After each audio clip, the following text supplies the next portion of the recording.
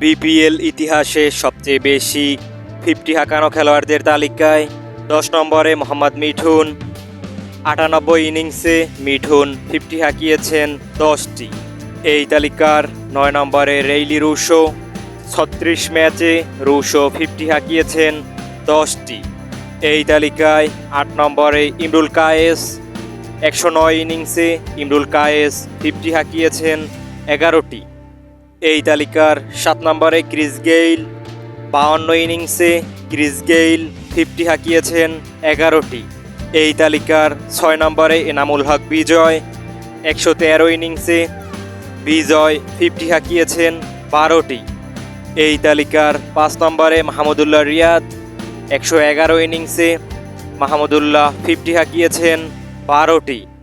এই তালিকার 4 নম্বরে লিটন কুমার দাস। 91 ইনিংসে লিটন 50 হাঁকিয়েছেন 12টি।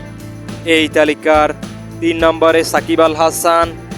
108 ইনিংসে সাকিব 50 হাঁকিয়েছেন 13টি।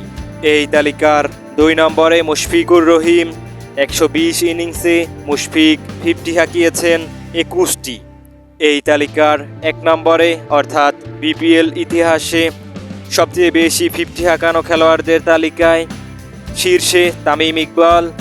103 ইনিংসে তামিম 50 হাঁকিয়েছেন 28টি। বিপিএলে সবচেয়ে বেশি 50 করা খেলোয়াড়দের এই তালিকায় 10 জনের 8 জনই বাংলাদেশি, মাত্র 2 জন বিদেশি। তারা হলেন ক্রিস গেইল এবং রেইলি রুশো।